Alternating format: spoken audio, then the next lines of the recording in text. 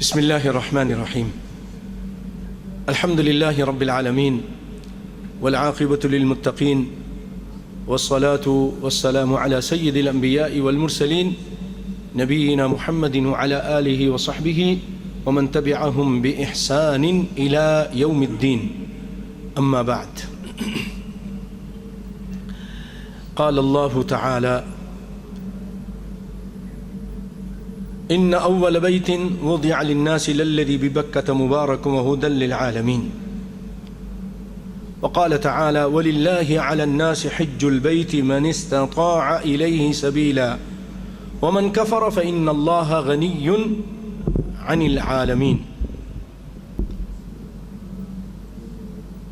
وقال حبيبنا ونبينا صلى الله عليه وسلم: العمرة إلى العمرة كفارة لما بينهما والحج المبرور ليس له جزاء إلا الجنة. متفق عليه.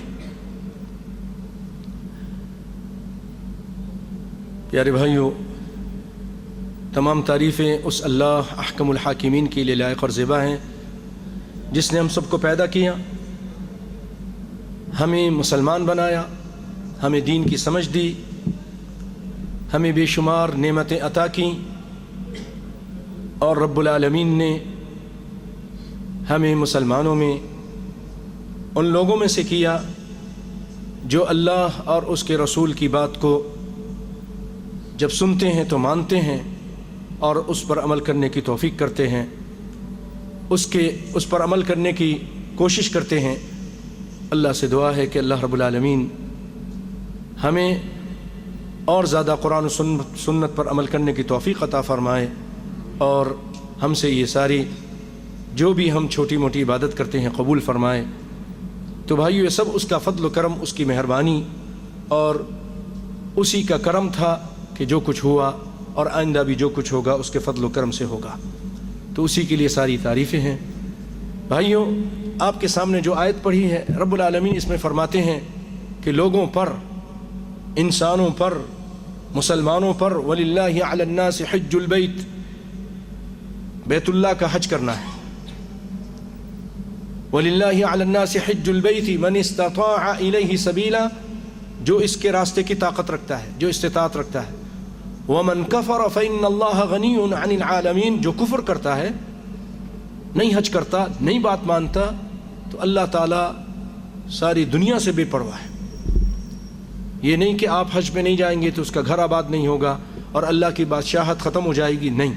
آپ آئیں یا نہ آئیں، آپ آئیں گے آپ کا فائدہ، نہیں آئیں گے آپ کا نقصان۔ رب العالمین کا نہ کوئی فائدہ ہے نہ کوئی نقصان ہے، وہ سب سے بے پرواہ ہے۔ یہاں اس آیت میں اللہ تعالیٰ نے کفر کا ہے، وَمَنْ كَفَرَ فَإِنَّ اللَّهَ غَنِيٌّ عَنِ الْعَالَمِينَ، جو کفر کرے، یعنی جو حج پر نہیں آتا اس کو کفر سے تعبیر کیا ہے، باوجود استطاعت کے، باوجود طاقت کے، جو نہیں آتا اس کو کفر سے تعبیر کیا ہے۔ تو بھائیو، جن کے پاس طاقت ہے، جن کو اللہ رب العالمین نے صحت و عافیت، امن و امان اور پیسہ دیا ہے، ان کو چاہیے کہ ضرور حج کریں، کفر سے بچیں۔ اور عورت کے لیے محرم ضروری ہے، عورت کے لیے محرم ضروری ہے۔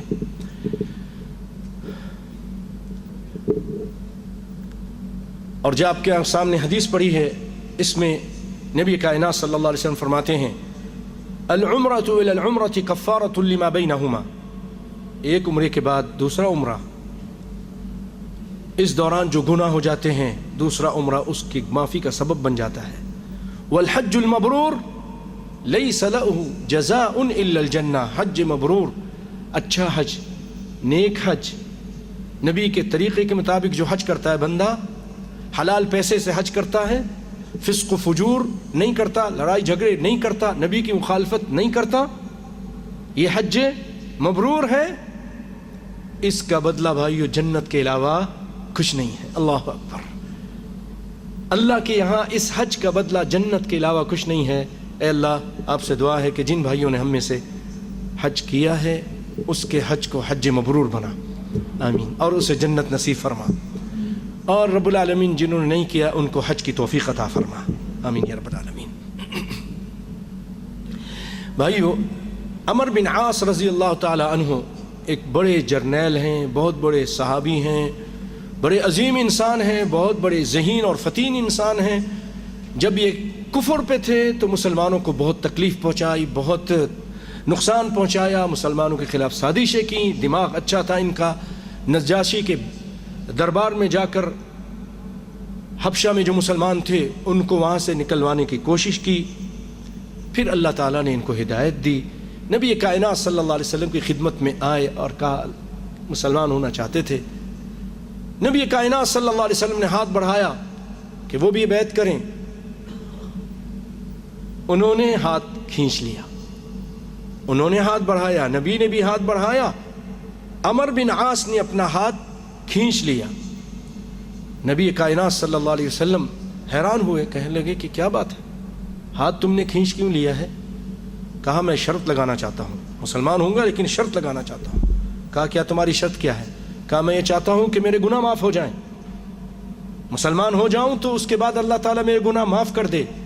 کائنات کے امام صلی اللہ علیہ وسلم نے خوشخبری دی، ہم سب کے لیے خوشخبری ہے۔ فرمایا اما علمت یا عمر، اے عمر تم کو نہیں معلوم، ان الاسلام یہدم ما کان قبلہ، اسلام لانے کی وجہ سے بندے کے پچھلے سارے گناہ معاف، سارے قتل، سارے جو اس نے معصیت کی، نافرمانی کی، سب معاف۔ کافر بندہ آج مسلمان ہوتا ہے، اس کے پچھلے سارے گناہ معاف۔ اور ہجرت کرنے سے، کفر والی جگہ کو چھوڑ کر اسلام کی جگہ جب آتا ہے انسان، اسلامی ملک میں لے آتا ہے، آ جاتا ہے، کفر والی جگہ کو چھوڑ دیتا ہے جہاں اس کو تکلیف دی جا رہی ہو، جہاں اسلام پہ عمل نہیں کر سکتا ہے، کافروں والی جگہ کو چھوڑ کر اگر اسلام والی جگہ پر آ جاتا ہے، ہجرت کرتا ہے، جیسا کہ صحابہ کرام نے مکہ سے مدینے کی طرف ہجرت کی تھی، تو اس ہجرت کرنے کی وجہ سے اس کے پچھلے سارے گناہ معاف۔ اور پھر فرمایا سنیے وَأَنَّ الْحَجَّ يَهْدِمُ مَا كَانَ قَبْلَهُ، اور حج کی وجہ سے بھی اس کے پچھلے سارے گناہ معاف ہو جاتے ہیں۔ اس کو مسلم شریف نے روایت کیا ہے۔ اللہ اکبر۔ اور بھائیو، کائنات کے امام صلی اللہ علیہ وسلم اور ایک روایت میں فرماتے ہیں من حج للہ فلم یرفث ولم یفسق رجع کیوم ولدتہ امہ، کہ جو بندہ صرف اللہ کے لیے، اللہ کی رضا کے لیے، اس کی خوشنودی کے لیے حج کرتا ہے اور اس میں فحاشی کی بات نہیں کرتا، گندی بات نہیں کرتا، اور فسق و فجور نہیں کرتا، گناہ نہیں کرتا، رجع کیوم ولدتہ امہ، ایسے لوٹتا ہے جیسے آج یہ بچہ پیدا ہوا ہے، آج ہی اس کی ماں نے اس کو جنا ہے۔ بھائیو بتاؤ، جو بچہ آج پیدا ہوا، ابھی ہاسپٹل میں جو بچہ پیدا ہوا، ابھی اس لمحے، کیا اس کے اوپر کوئی گناہ ہے؟ کوئی معصیت، کوئی کبیرہ اور صغیرہ؟ نہ صغیرہ نہ کبیرہ۔ اسی طرح یہ حاجی بھی جب صحیح حج کر کے لوٹتا ہے، اللہ کے لیے حج کر کے لوٹتا ہے، اس کے اوپر کوئی گناہ نہیں ہوتا۔ اللہ اکبر، بہت عظیم چیز ہے حج۔ اور آپ صلی اللہ علیہ وسلم نے یہ بھی فرمایا کہ لوگوں تابعوا بین الحج والعمرۃ، حج کرو، عمرہ کرو، پے در پے یہ چیزیں کرو، پے در پے یہ چیز، باتیں نہ کریں بھائیوں، پے در پے یہ چیزیں کریں تو پھر کیا ہوگا؟ فإن المتابعة بينهما تنفي الفقر والذنوب كما ينفي الكير خبث الحديد۔ جب انسان حج کے بعد عمرہ، عمرے کے بعد حج کرتا ہے تو اس کی وجہ سے اس بندے کے، آج ہم حج کرنے سے ڈرتے ہیں نا کہ اتنا پیسہ لگ جائے گا، بہت زیادہ مہنگا حج ہے، اتنے پیسے چلے جائیں گے۔ نہ نہ نہ، فکر مت کیجیے، اگر اللہ نے آپ کو توفیق دی ہے آپ حج کیجئے، حج پہ جائیے، آپ جتنا خرچ کریں گے اللہ تعالیٰ اس سے ڈبل ٹربل دے گا، زیادہ دے گا۔ یہ نبی کی حدیث سنیے اور خوش ہو جائیے۔ فرمایا جب بندہ حج کرتا ہے تو، اور حج اور عمرہ آگے پیچھے کرتا ہے، تو اس کی وجہ سے اس کے گناہ، اس کے فقر و فاقہ یعنی غریبی، تنگ دستی، اس طرح اللہ تعالیٰ اس سے دور کر دیتے ہیں جیسے لوہے کو جب آپ بھٹی میں ڈالتے ہیں، سونا کو اور چاندی کو، ایک روایت میں ہے لوہا، سونا اور چاندی کو جب آپ بھٹی میں ڈالتے ہیں، کس طرح اس کا میل کچیل اس سے الگ ہو جاتا ہے، صاف ہو جاتا ہے، بندہ بھی اسی طرح گناہوں سے پاک صاف ہو جاتا ہے، فقر و فاقہ سے بھی، غریبی اور تنگ دستی سے بھی پاک صاف ہو جاتا ہے۔ اللہ تعالیٰ اس کی غریبی کو، اس کو تنگ دستی کو تونگری میں بدل دیتے ہیں، امیر کر دیتے ہیں۔ اللہ اکبر۔ یہ نبی کائنات صلی اللہ علیہ وسلم نے ہم کو اس طرح رغبت دلائی ہے۔ اور بھائیو،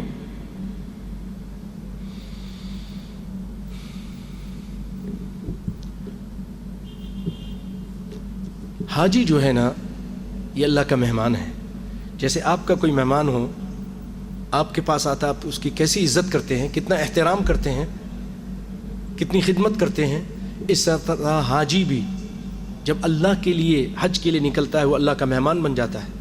حدیث شریف میں ہے الغازی فی سبیل اللہ والحاج والمعتمر وفد اللہ دعاہم فاجابوا وسألوه فأعطاهم۔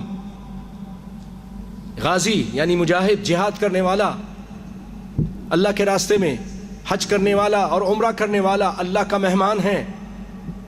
ان کو اللہ تعالیٰ نے بولا ہے، آنے کے لیے بلایا ہے، اللہ نے بلایا ہے نا، تو اللہ کی دعوت پر لبیک کہتے ہوئے حج کے لیے جاتے ہیں، تو اب اس کا بدلہ کیا ہے؟ سألوه فأعطاهم۔ اب وہاں جا کے جب مانگتے ہیں اللہ ان کو دیتا ہے، جو مانگتے ہیں اللہ دیتا ہے ان کو، دیر سے دیتا ہے لیکن دے دیتا ہے، جلدی دیتا ہے، اس کی مرضی۔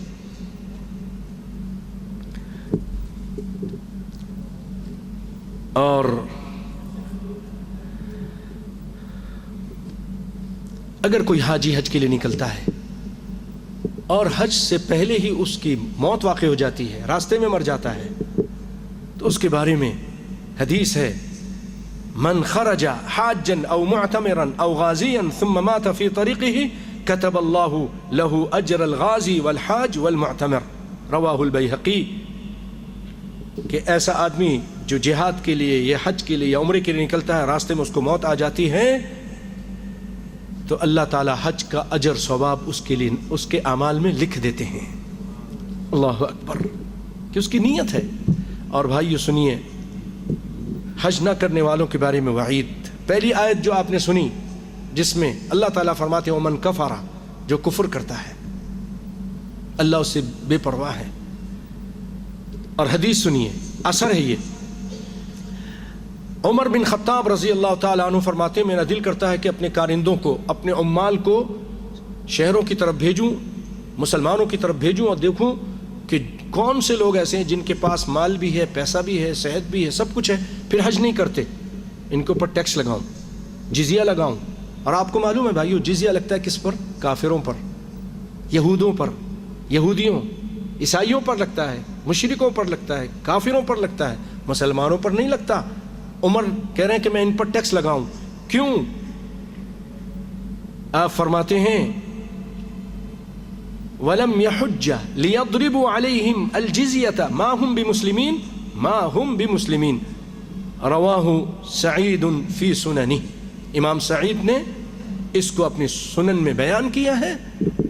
سیدنا عمر فرماتے ہیں کہ میں ایسے لوگوں پر ٹیکس لگاؤں کیونکہ مسلمان ہی نہیں۔ اور سیدنا عمر بن خطاب، علی رضی اللہ تعالیٰ عنہ اس سے بھی شدید ترین بات کرتے ہیں، وہ کہتے ہیں من قدر علی الحج فترکہ فلا علیہ ان یموت یہودیا او نصرانیا، جو حج کی طاقت رکھتا ہے پھر حج نہیں کرتا، اب اس کی مرضی، یہودی ہو کر مرے یا عیسائی ہو کر مرے، برابر ہے۔ نسأل اللہ العافیہ۔ اسی لیے آپ صلی اللہ علیہ وسلم فرماتے ہیں تعجلوا الى الحج یعنی الفریضۃ فإن أحدكم لا يدري ما يعرض له، حج کے بارے میں جلدی کرو، اگر پیسہ ہے، صحت ہے، موقع ہے تو جلدی سے حج کیجئے، کیونکہ کسی کو نہیں معلوم کہ اسے کل کیا عذر پیش آ سکتا ہے، کیا معاملات اس کے ساتھ ہو سکتے ہیں۔ اور بھائیو، حج میں ایک خاص مقام ہے، اس کو کہتے ہیں عرفہ۔ عرفہ کا میدان یہ حج کے رکن میں سے ایک رکن ہے۔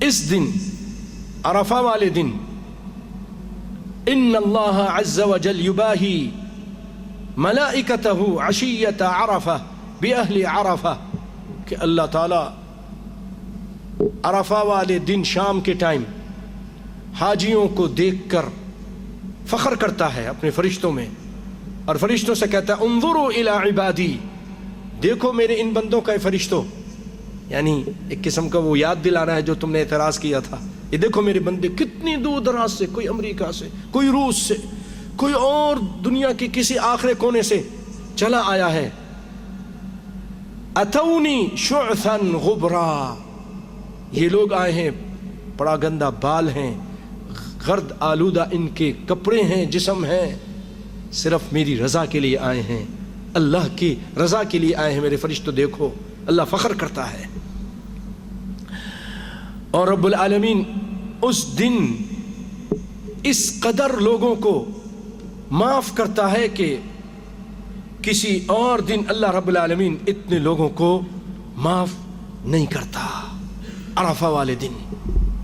اللہ اکبر۔ بھائیو، اس کے بعد آج آپ کے سامنے جیسا کہ آپ نے اعلان میں پڑھ لیا ہوگا، اسی کے مطابق نبی کائنات صلی اللہ علیہ وسلم کا حج، آنکھوں دیکھا حال آپ کے سامنے بیان کرتے ہیں۔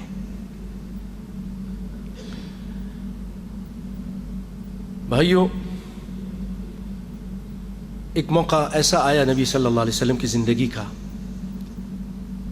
10 ہجری تھی، آپ نے معاذ بن جبل کو یمن کا گورنر بنایا اور کہا کہ آپ وہاں تشریف لے جائیے، اور ان کو رخصت بھی اپنے ساتھ کر رہے ہیں۔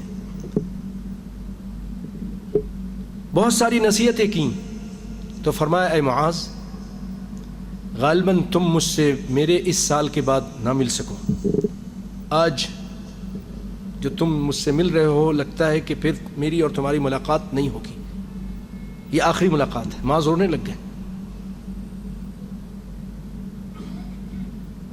پھر اس کے بعد غالباً تم میری قبر سے، میری مسجد اور میری قبر کے پاس سے گزرو گے۔ آپ صلی اللہ علیہ وسلم نے فرمایا، معاذ زار و قطار روئے جا رہے تھے، پھر آپ نے حوصلہ دیا اور اچھے عمل کی نصیحت کی کہ تم یہ کرتے رہو گے تو پھر ہم اللہ کے ہاں جنت میں ضرور ملاقات کریں گے، قیامت کے دن ملاقات ہوگی۔ بھائیو، آپ صلی اللہ علیہ وسلم نے اللہ کے دین کو پھیلانے کے لیے تقریباً 20 برس بہت سخت محنت کی، بڑی تکلیفیں اٹھائیں، بڑی ماریں کھائیں، آپ کے کئی سگے رشتہ دار قتل کیے گئے، آپ کی بیٹی کا حمل ضائع کیا گیا، ایسے مارا اونٹنی سے گر گئیں اور ان کا حمل ضائع ہو گیا، بڑی بڑی تکلیف، خود بھی زخمی ہوئے، قوم نے اپنے شہر سے نکال دیا، اس قدر پیارا شہر وہ آپ کا چھوڑ دیا۔ اب اللہ چاہتا تھا کہ جو آپ صلی اللہ علیہ وسلم نے محنت کی اس کا نتیجہ آپ کو دکھائے، اور یہ بھی اللہ بتلانا چاہتا تھا کہ آپ کو جو امانت دی گئی تھی وہ امانت آپ نے ادا کر دی۔ تو آپ صلی اللہ علیہ وسلم نے اللہ کے حکم سے اعلان کر دیا کہ اس سال میں حج کروں گا۔ یہ سننا تھا، مسلمان عرب کے کونے کونے سے نبی صلی اللہ علیہ وسلم کی اقتداء میں حج کرنے کے لیے ٹوٹ پڑے، لوگ جوق در جوق وہاں پہنچنا شروع ہو گئے، ہر ایک کی آرزو تھی کہ کائنات کے امام کے ساتھ حج کر لے، ان کی اقتداء میں حج نصیب ہو جائے اور ان کے نقش پا کو اپنے لیے نشان راہ بنا لے۔ بھائیو، ہفتے کا دن، سنیچر کے دن، ذی القعدہ میں جب 4 دن باقی تھے، ذی القعدہ میں 4 دن باقی تھے، شوال، ذی القعدہ اور اس کے بعد ذی الحج، تو رسول اللہ صلی اللہ علیہ وسلم نے کوچ کی تیاری کا حکم دے دیا۔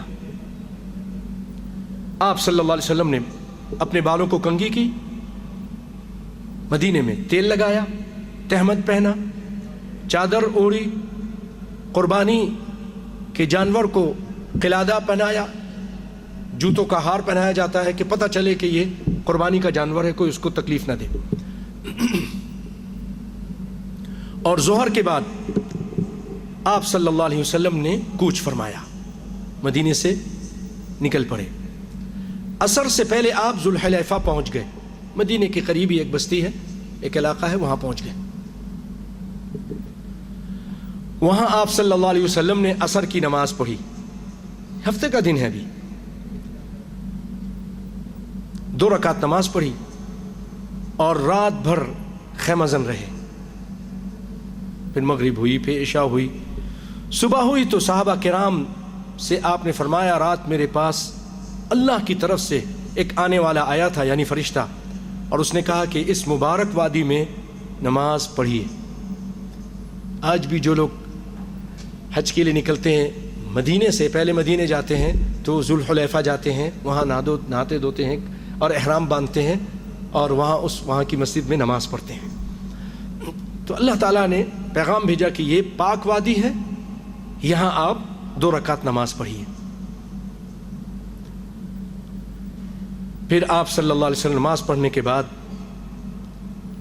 حج اور عمرے کا اعلان کیا۔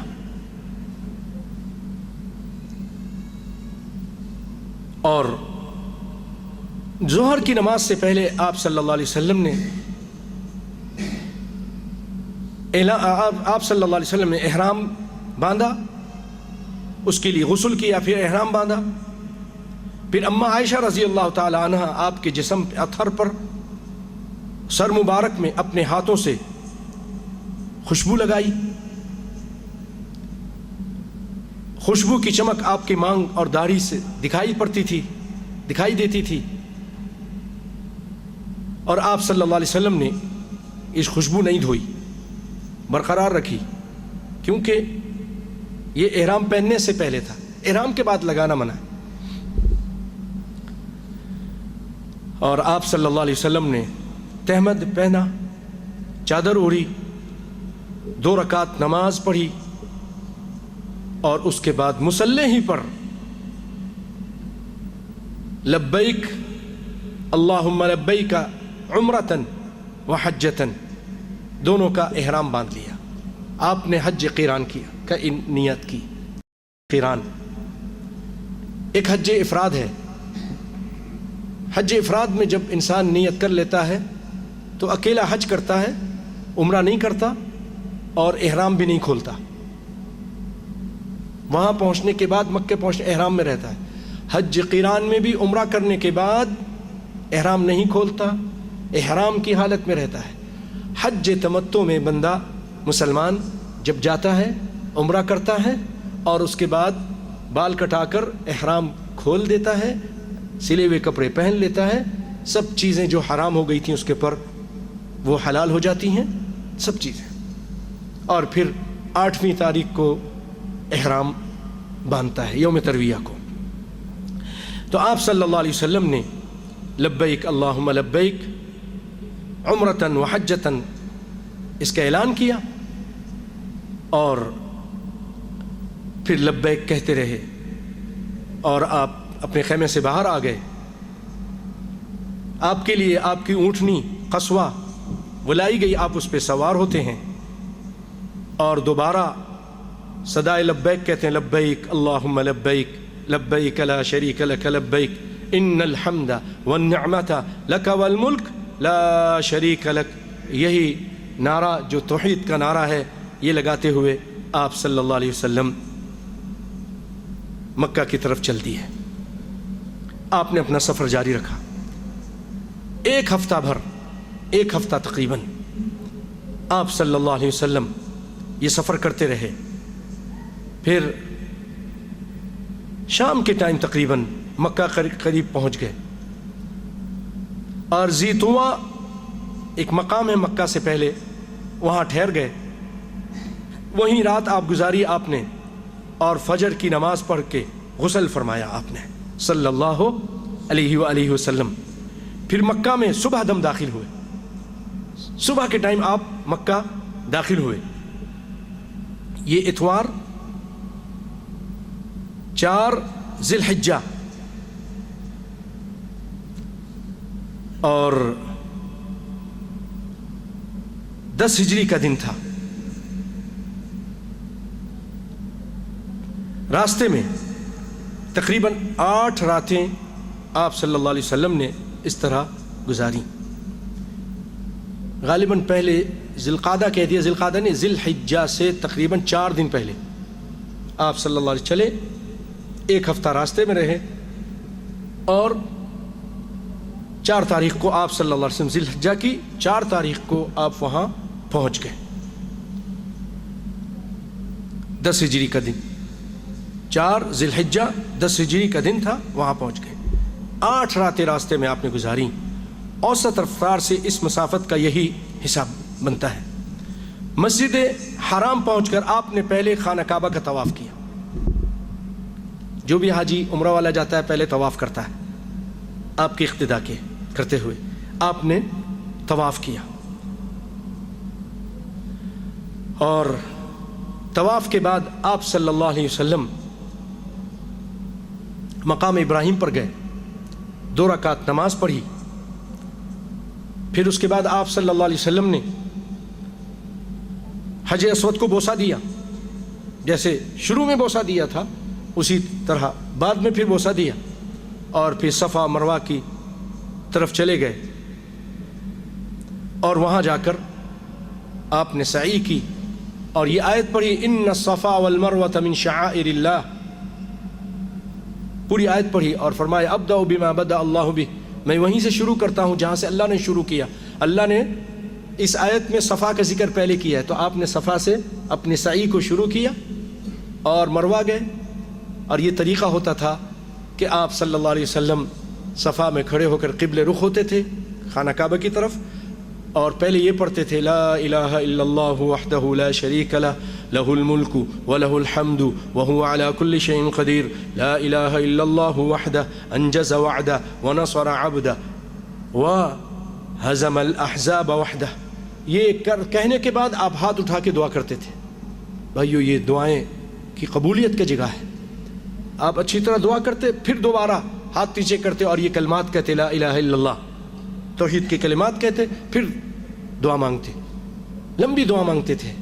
پھر آپ نے 30 مرتبہ ایسا کیا، پھر آپ وادی کی طرف چل پڑے، یہاں تک کہ جب وہ جو وادی کے نچلی جگہ آ گئی جہاں مائی ہاجر بھاگی تھیں، وہاں آپ صلی اللہ علیہ وسلم نے بھاگے، صحابہ کرام بھی بھاگے، عورتوں کو نہیں بھاگنا ہے. یہاں تک کہ آپ صلی اللہ علیہ وسلم مروہ پہنچ گئے، وہاں بھی اسی طرح 3 مرتبہ کیا. پھر صفا کی طرف آئے، اس طرح 2 سعی ہو گئی، جانے میں 1 سعی، واپس آنے میں 1 سعی، 2 ہو گئی، 7 سعی کرنی ہوتی ہے. پھر آپ صلی اللہ علیہ وسلم نے احرام نہیں کھولا، کیونکہ آپ نے حج و عمرے کا احرام باندھا تھا. حج اور عمرے، حج قران کیا تھا، ایک ساتھ آپ نے باندھا تھا. اور آپ کیونکہ اپنے ساتھ ہدی یعنی قربانی بھی لے کر آئے تھے. طواف اور سعی سے فارغ ہو کر آپ نے بالائی مکہ میں ایک مقام ہے حجون، اس کے پاس آج بھی وہ جگہ ہے، وہاں پر قیام فرمایا، اور پھر اس کے بعد آپ نے کوئی اور طواف نہیں کیا، آپ وہیں رہے. صرف وہ طواف کیا جو طواف زیارت جس کو کہتے ہیں، طواف افادہ جو کہتے ہیں، حج کے لیے کرتے ہیں یوم النحر والے دن، صرف وہ کیا، ورنہ اور کوئی طواف آپ نے نہیں کیا. آپ کے ساتھ جو صحابہ کرام تھے، آپ صلی اللہ علیہ وسلم نے ان سے فرمایا کہ جو بھی حاجی اپنے ساتھ قربانی نہیں لایا ہے وہ احرام کھول دے. لوگوں کو تذبذب ہوا، اللہ کے رسول آپ تو نہیں کھول رہے، ہم کیوں کھول دیں؟ آپ تو نہیں کھول رہے احرام، ہم کیوں کھول دیں؟ آپ صلی اللہ علیہ وسلم نے فرمایا اگر مجھے پتہ چل جاتا، جو وہ بات جو ابھی پیش آئی اگر مجھے پہلے پتہ چل جاتی تو میں ہدی یعنی قربانی اپنے ساتھ نہ لاتا اور میں بھی پھر احرام کھول دیتا.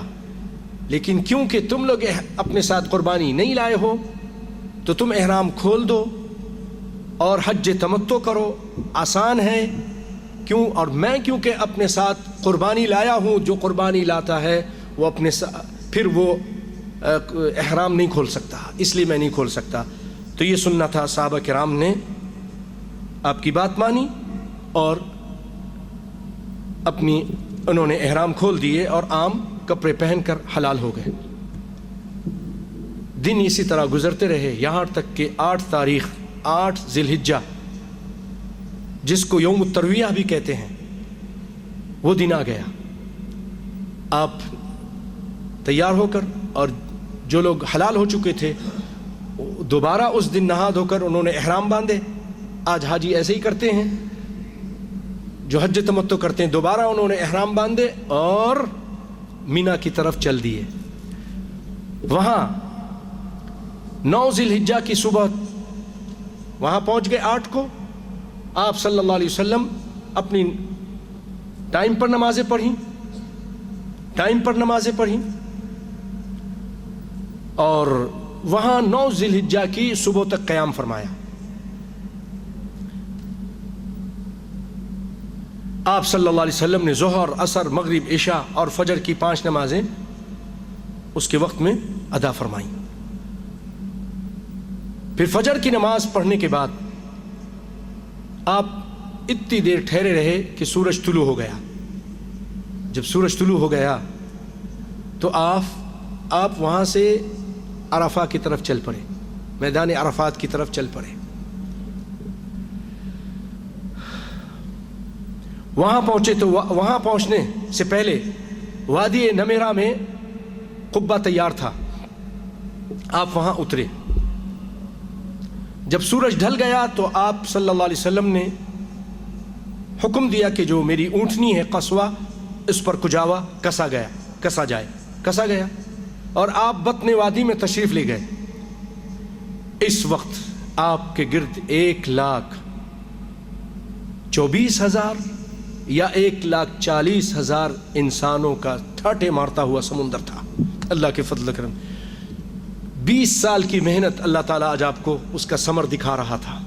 اے محمد مصطفیٰ، جو محنت کی ضائع نہیں گئی، یہ دیکھیں اس کا نتیجہ ہے صلی اللہ علیہ وآلہ وسلم۔ یہ آپ کے جانثار تھے۔ آپ صلی اللہ علیہ وسلم نے وہاں پر ایک خطبہ دیا اور فرمایا، لوگوں میری بات سنو، میں نہیں جانتا شاید اس سال کے بعد اس مقام پر تم سے پھر کبھی نہ مل سکوں۔ ایک اشارے تھے اللہ کی طرف سے، اس سال کے بعد میں تم سے کبھی مل نہ سکوں، ملاقات نہ کر سکوں۔ اور آپ صلی اللہ علیہ وسلم نے وہاں پر جو خطبہ ارشاد فرمایا، آپ نے فرمایا، ان دماءکم واموالکم حرام علیکم کحرمت یومکم ھذا فی شہرکم ھذا فی بلدکم ھذا الا کل شیء من امر الجاہلیۃ تحت قدمی موضوع ودماء الجاہلیۃ موضوعۃ وان اول دم اضع من دمائنا دم ابن ربيعة بن الحارث وكان مسترضعا في بني سعد فقتلته هذيل وربا الجاهلية موضوع وأول ربا أضع من ربانا ربا عباس ابن عبد المطلب فإنه موضوع كله۔ کہ آپ صلی اللہ علیہ وسلم نے فرمایا، تاریخی الفاظ، دستور، نظام، انسانیت کے لیے، فلاح بہبود کے لیے، امن و امان کے لیے، آپ نے فرمایا تمہارا خون، تمہارا مال ایک دوسرے پر اس طرح حرام ہے جس طرح تمہارے آج کے دن کی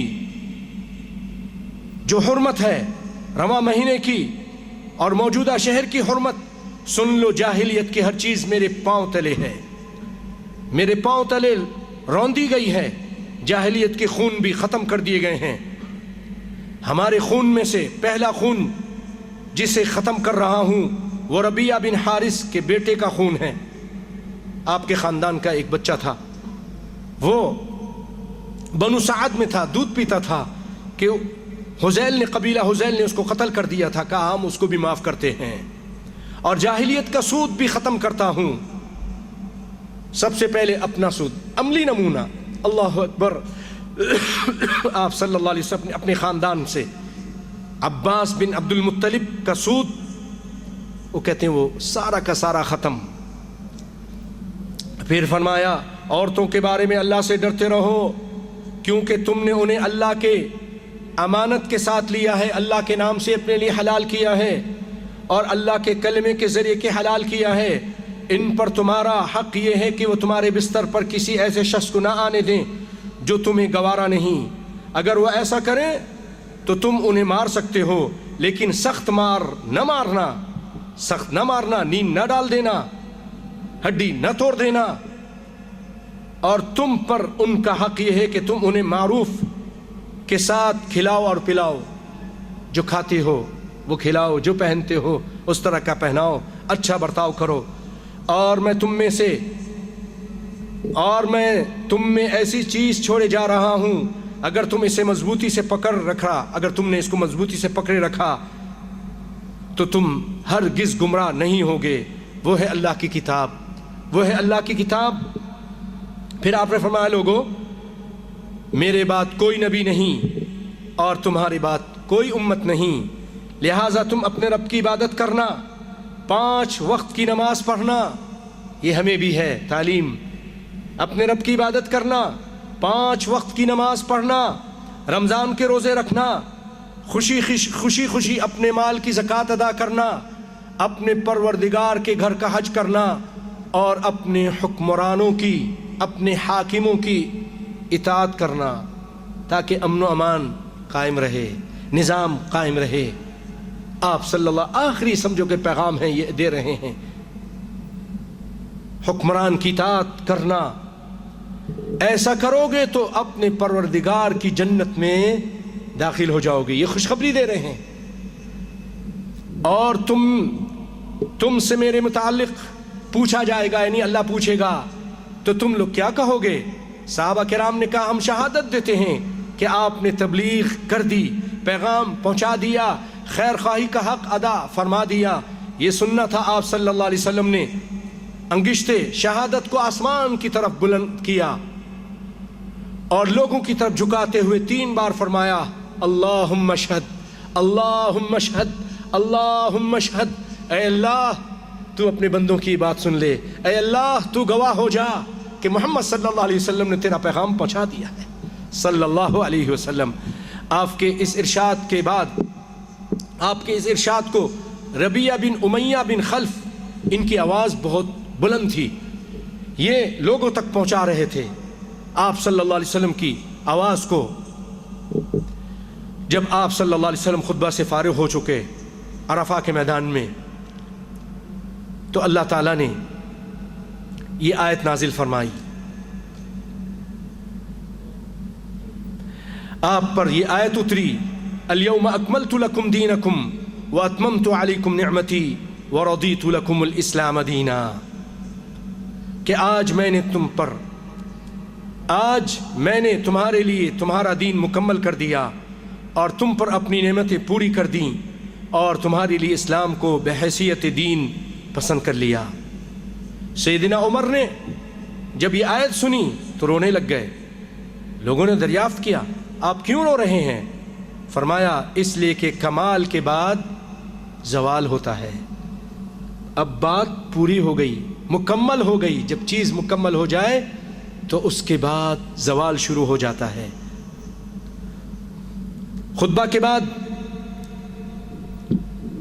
آپ صلی اللہ علیہ وسلم نے بلال رضی اللہ تعالیٰ عنہ نے اذان دی۔ خطبہ کے بعد، آپ کے خطبہ کے بعد بلال نے اذان دی، پھر اقامت کہی، کائنات کے امام صلی اللہ علیہ وسلم نے ظہر کی نماز پڑھی، اس کے بعد بلال نے پھر اقامت کہی، آپ صلی اللہ علیہ وسلم نے عصر کی نماز پڑھی، دونوں ایک ساتھ، ایک اذان 2 اقامت کے ساتھ عرفہ میں جمع ہوتی ہے اور جمع تقدیم ہوتی ہے۔ آپ صلی اللہ علیہ وسلم نے نمازیں ادا فرمائیں اور اس کے درمیان آپ نے کوئی سنت نہیں پڑھی، اور پھر آپ اپنی اونٹنی پر سوار ہو گئے اور وقوف کے مقام پر تشریف لے آئے۔ اپنی اونٹنی قصوہ کا شکم چٹانوں کی طرف کر دیا اور حبل مشاہ پیدل چلنے والوں کی جو راہ تھی آپ صلی اللہ علیہ وسلم اور حبل مشا جو پہلے پیدل چلنے والوں کا راستہ تھا اس کو سامنے کر لیا اور قبلہ رخ ہو کر مسلسل اسی حالت میں آپ صلی اللہ علیہ وسلم وقوف فرمایا. ظہر سے لے کر ظہر کی نماز پڑھی، عصر پڑھی اور مسلسل اونٹنی پر بیٹھے اور قبلہ کے رخ ہو کر مسلسل مغرب تک دعائیں کرتے رہے، دعائیں مانگتے رہے. اللہ اکبر. بے شمار آپ صلی اللہ علیہ وسلم نے اپنے لیے، امت کے لیے دعائیں مانگیں.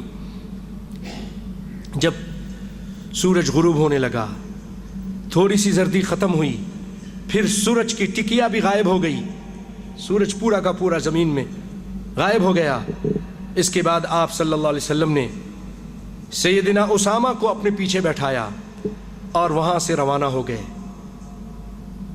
یہ بھائیو عرفہ کا میدان جو یہاں پہنچ گیا 9 تاریخ کو اس کو حج مل گیا.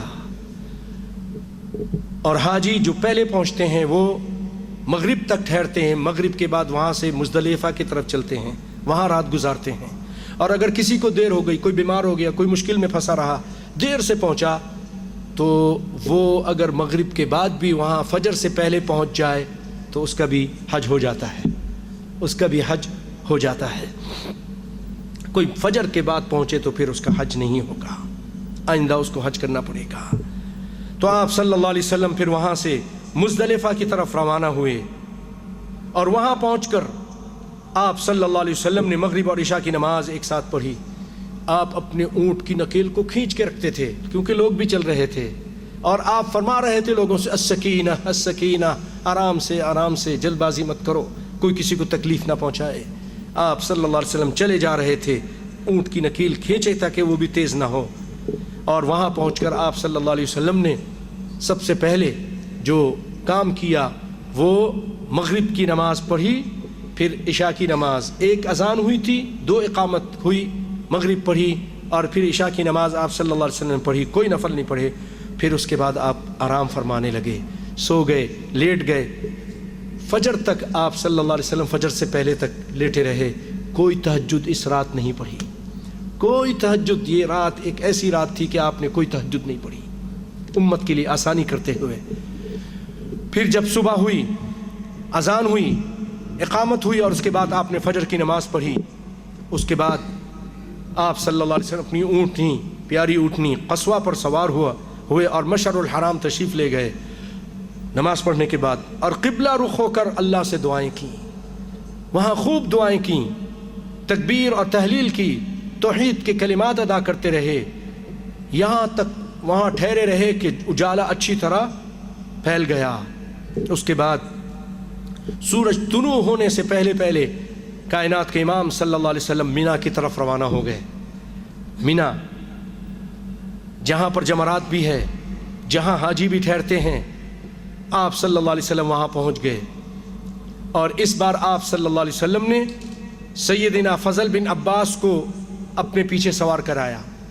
پہلے اسامہ کو کرایا تھا، زید کے بیٹے اسامہ، اور اس کے بعد فضل بن عباس کو اپنے پیچھے بٹھایا. اور بطن محصر میں پہنچے تو سواری کو ذرا تیز کی، یہاں تیز کرنا چاہیے. پھر جو درمیانی راستہ جمرہ کبرا،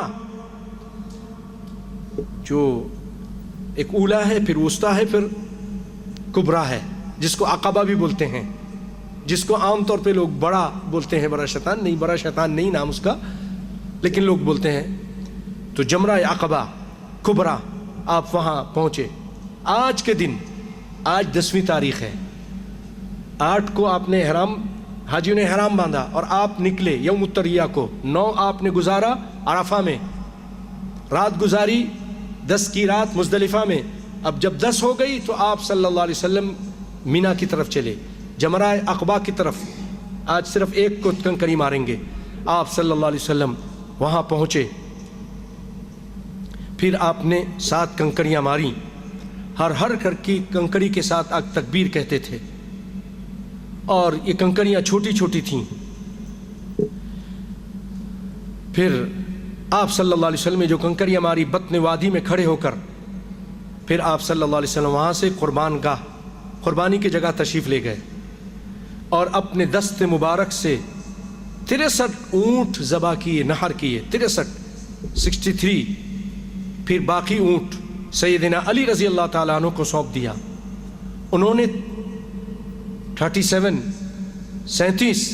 اونٹ انہوں نے ذبح کیے۔ اس طرح 100 اونٹ کی تعداد پوری ہو گئی، اور آپ صلی اللہ علیہ وسلم نے سیدنا علی کو بھی اپنی ہدی میں شریک کر لیا۔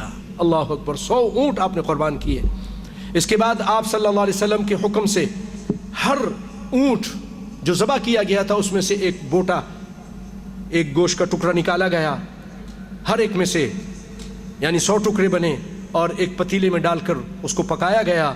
پھر آپ صلی اللہ علیہ وسلم نے اور سیدنا علی نے اس کے گوشت میں سے کھایا اور اس کا شوربہ تناول فرمایا۔ آپ صلی اللہ علیہ وسلم نے اس کو پیا۔ پھر آپ صلی اللہ علیہ وسلم سوار ہو کر مکہ کی طرف روانہ ہوئے۔ آپ نے بیت اللہ کا طواف کیا، اس کو طواف افاضہ کہتے ہیں، اور مکہ ہی میں ظہر کی نماز ادا فرمائی۔ پھر آپ صلی اللہ علیہ وسلم چاہے زمزم کی طرف گئے۔ زمزم کا کنواں تھا اس زمانے میں، اور یہ ابھی تقریباً 20-25 سال پہلے تک تھا۔ پائپ نظر آتے تھے، لوگ نیچے جاتے تھے اور پانی لے کر پیتے تھے، ٹوٹیوں میں پانی آتا تھا۔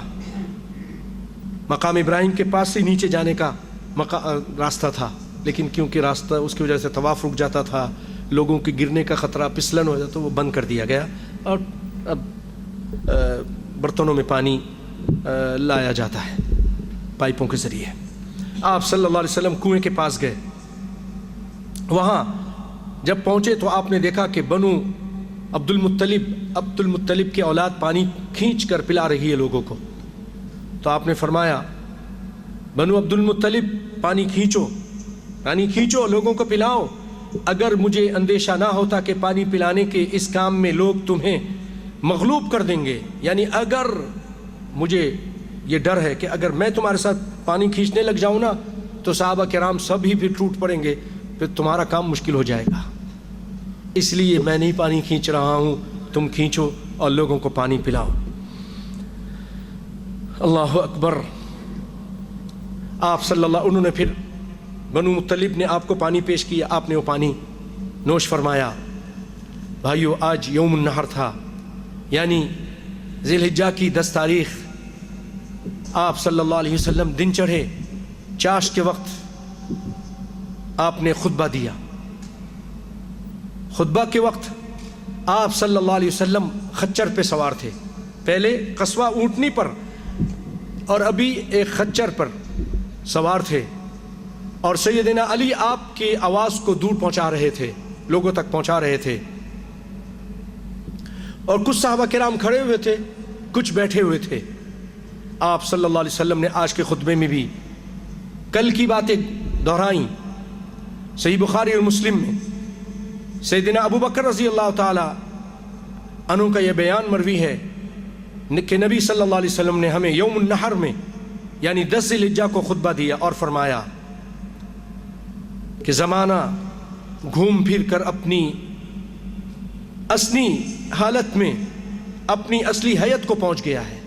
اگر کسی نے بدلہ، مہینے کی تبدیلی کی، دنوں کو آگے پیچھے کیا، تو اب وہ سب کچھ ہو ہا کر اصلی جس حالت میں اللہ نے پیدا کیا تھا، جو دن آج حقیقت میں ہونا چاہیے وہی دن ہے، وہی تاریخ ہے، وہی مہینہ ہے، یعنی زمانہ گھوم پھر کر اپنے اصلی حالت میں پہنچ گیا۔ پھر آپ صلی اللہ علیہ وسلم نے فرمایا کہ سال کے 12 مہینے جس میں سے 4 حرمت کے ہیں، 3 پے در پے ہیں، ذوالقعدہ، ذی الحج اور محرم، 1 رجب مضر کا جو جمادی الاخر اور شعبان کے درمیان ہے۔ پھر آپ صلی اللہ علیہ وسلم فرمایا، یہ کون سا مہینہ ہے؟ ہم نے کہا اللہ اس کے رسول بہتر جانتے ہیں۔ اس پر آپ خاموش رہے، یہاں تک کہ ہم نے سمجھا کہ آپ اس کا کوئی اور نام رکھیں گے۔ پھر آپ صلی اللہ علیہ وسلم نے فرمایا کیا یہ ذی الحج کا مہینہ نہیں ہے؟ ہم نے کہا کیوں نہیں؟ آپ نے فرمایا یہ کون سا شہر ہے؟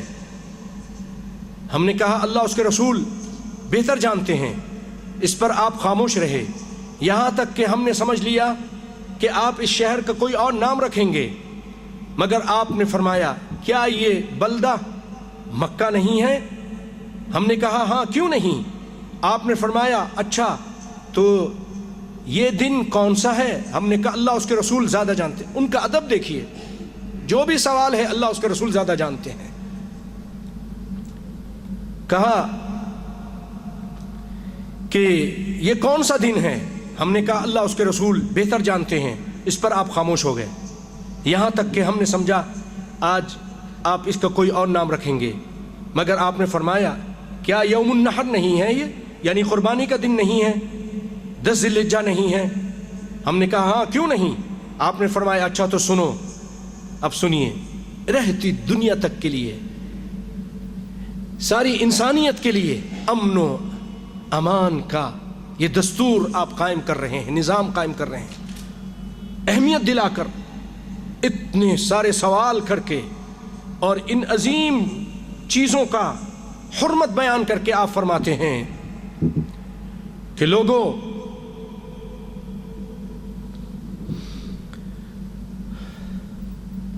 آپ صلی اللہ علیہ وسلم نے فرمایا کہ سنو، تمہارا خون، تمہارا مال، تمہاری آبرو ایک دوسرے پر ایسے ہی حرام ہیں جیسے تمہارا یہ شہر، یہ مہینہ، یہ دن، یہ شہر مکہ، یہ دن یوم النحر اور یہ مہینہ کتنی حرمت والا مہینہ ہے، کتنی حرمت والا شہر ہے، کتنی حرمت والا یہ دن ہے، اسی طرح جیسے یہ چیزیں حرمت والی ہیں، تمہارا جان، مال، عزت، آبرو آپس میں حرمت والے ہیں، کھلواڑ نہ کرنا، زیادتی نہ کرنا۔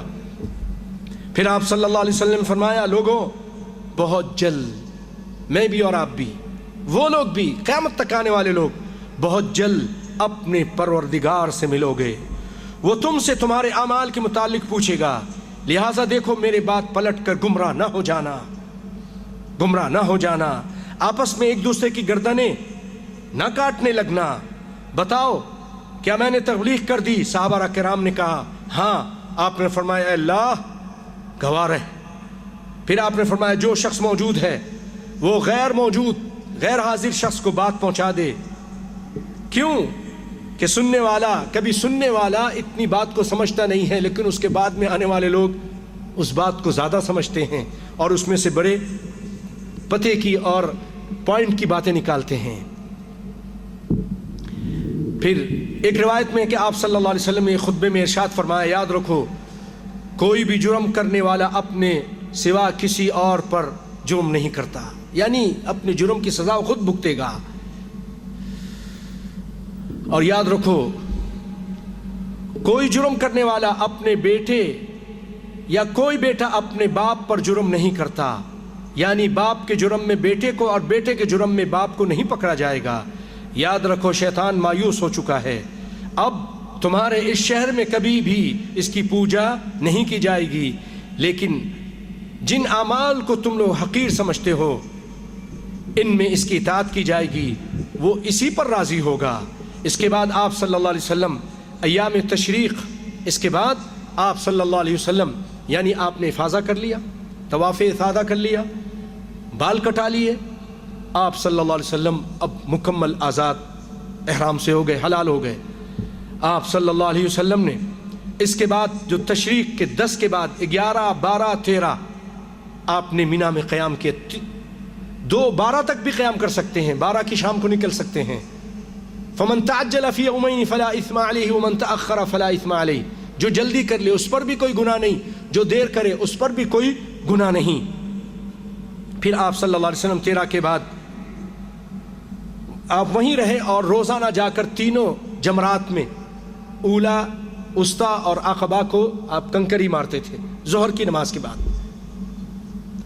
ظہر کی سورج ڈھلنے کے بعد تینوں دن آپ نے یہ کیا، اور پھر آپ صلی اللہ علیہ وسلم نے یوم النفر یعنی 13 ذی الحج کو مینا سے کوچ فرمایا، وادی البطح کی خیف بن کنانہ میں فرد و کش ہوئے اور دن کا باقی ماندہ حصہ اور رات کا حصہ وہیں گزارا، اور ظہر عصر مغرب اور عشاء کی نمازیں پڑھیں وہیں، البتہ عشاء کے بعد تھوڑا سا سو کر اٹھے، پھر سوار ہو کر بیت اللہ تشریف لے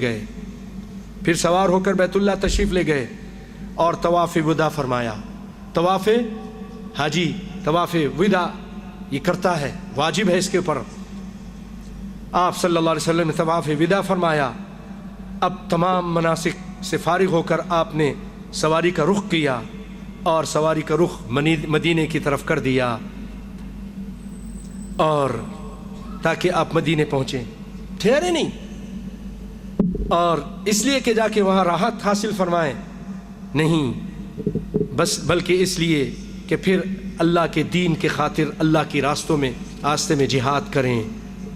بھائیو، اس کے بعد آپ صلی اللہ علیہ وسلم مدینے واپس آ گئے، اور اس کے بعد آپ صلی اللہ علیہ وسلم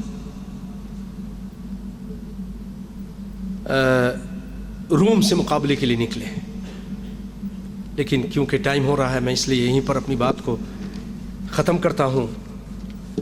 اللہ تعالیٰ نبی کائنات صلی اللہ علیہ وسلم پر سب سے اعلیٰ اور عرفہ درود و سلام نازل فرمائے اور ان کے صحابہ کرام سے راضی ہو جائے۔ اللہ تعالیٰ ہم سب کے گناہوں کو معاف فرما دے، اور ہمیں بھی نبی صلی اللہ علیہ وسلم کے طریقے کے مطابق حج کرنے اسی طرح کرنے کی توفیق عطا فرمائے۔ تو اب سنیے غور سے بھائیو، نبی کائنات سے حج کر کے آئے ہیں، آپ صلی اللہ علیہ وسلم فوراً تیاری کرتے ہیں کہ اس کو مزہ چکھاتے ہیں، اس روم کے غرور کو توڑتے ہیں۔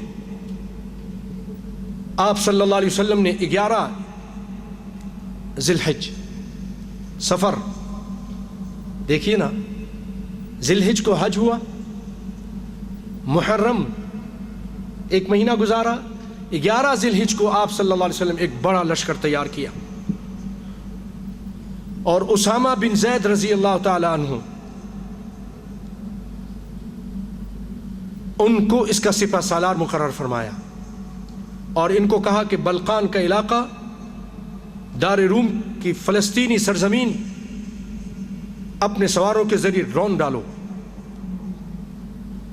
آپ کا مقصد یہ تھا کہ رومیوں کے دل میں اپنا ڈر اور خوف، مسلمانوں کا رعب اور دبدبہ بٹھا دیں، اور مسلمانوں کا ایسا ہونا چاہیے کہ ان کا رعب ہو۔ وَأَعِدُّوا لَهُم مَّا اسْتَطَعْتُم مِّن قُوَّةٍ وَرِبَاطِ الْخَيْرِ تُرْهِبُونَ بِهِ عَدُوَّ اللَّهِ، اللہ کے دشمنوں کو اور اپنے دشمنوں کو ان چیزوں سے ڈرا دو۔ تو آپ صلی اللہ علیہ وسلم نے اپنے صحابہ کو بھیجنے کی تیاری کر دی، اور یہ چاہتے تھے آپ کے عرب کے قبائل کا اعتماد بحال کیا جائے اور کلیسا کے تشدد کے اس کو نیچا کیا جائے۔